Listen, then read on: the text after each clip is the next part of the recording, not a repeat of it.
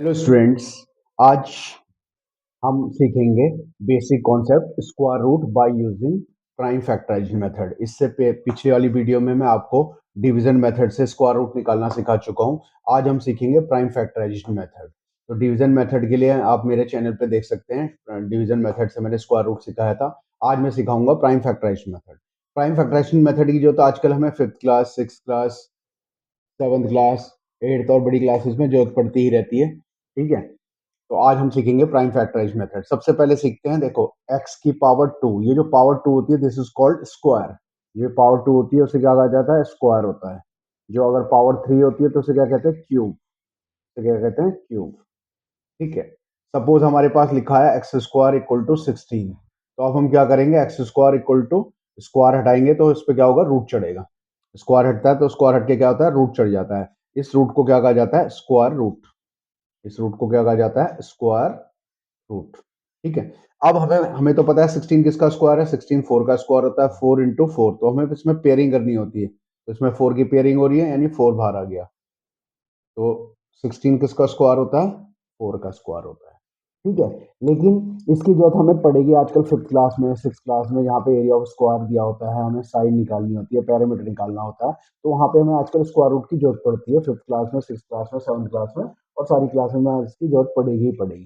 तो आज हम सीखेंगे, कुछ एग्जाम्पल से मैं आपको एक्सप्लेन करूंगा। ठीक है, तो अब देखते हैं, हम पहला एग्जाम्पल ले लेते हैं। सपोज हमें निकालना है स्क्वायर रूट 729 का। हमारे पास क्वेश्चन है 729 का हमें स्क्वायर रूट निकालना है। तो सबसे पहले क्या करते हैं, हम इसके फैक्टर कर लेते हैं। 729 तो 3 से काटेंगे, 2 जा 3 4 जा 3 3 जा 3 से काटेंगे, 3 8 जा 3 1 जा 3 से काटेंगे, 27 3 से काटेंगे, 9 3 से 3 3 से 1। तो आप देखेंगे इसमें जो हमारा 3 है वो 6 टाइम्स है। तो 1 2 3 4 5 एंड 6। तो इसमें हमें क्या होता है? दो दो नंबरों की पेयरिंग करनी होती है। तो हमने इसकी पेयरिंग करेंगे 1 2 3। तो 3 3 बाहर आ जाएंगे क्योंकि इसकी पेयरिंग बनी है। इन दोनों में से एक 3 बाहर आ जाएगा, इसमें एक 3 बाहर आ जाएगा, और इसमें एक 3 बाहर आ जाएगा। तो क्या होगा? 27। यानी कि 729 जो है वो किसका स्क्वायर रूट है? 27 का स्क्वायर रूट। तो आपको क्लियर हो गया। इसमें हमें पहले इसके फैक्टर एलसीएम ले लेना है फैक्टराइजेशन करके, और फिर उसमें दो दो नंबरों की पेयरिंग करनी होती है। फिर जिस नंबर की पेयरिंग बनती है वो रूट से बाहर आ जाता है। तो अब मैं आपको एक दूसरा एग्जांपल सिखाता हूँ कि छोटी क्लासेस में हम कैसे यूज करते हैं। ठीक है, अब छोटी क्लासेस में सपोज हमें क्वेश्चन दे रखा है, एरिया ऑफ स्क्वायर दे रखा है 196 सेंटीमीटर स्क्वायर। हमें गिवन क्या है? Area of square. Area of square देखा हमें 196 सेंटीमीटर स्क्वायर। सपोज क्वेश्चन ये है, उसने कहा find the side, find the side of square. तो हमें स्क्वायर की साइड निकालनी है। तो उसके लिए क्या करेंगे? सबसे पहले हमें पास क्या है? एरिया ऑफ स्क्वायर का फॉर्मूला क्या होता है? साइड इंटू साइड, यानी साइड का स्क्वायर।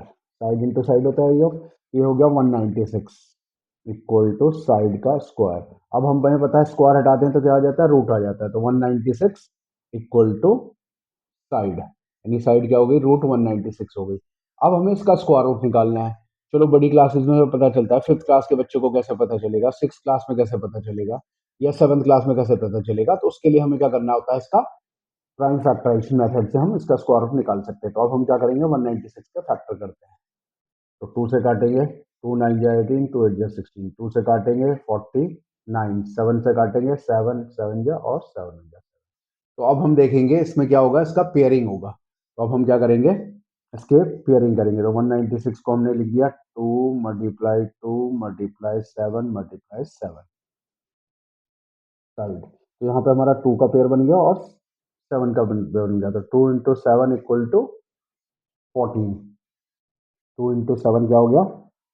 साइड आ गई हमारी, तो हमारी साइड आ गई 14 सेंटीमीटर। साइड आ गई 14 सेंटीमीटर। तो इस तरीके से हमें क्या करना होता है?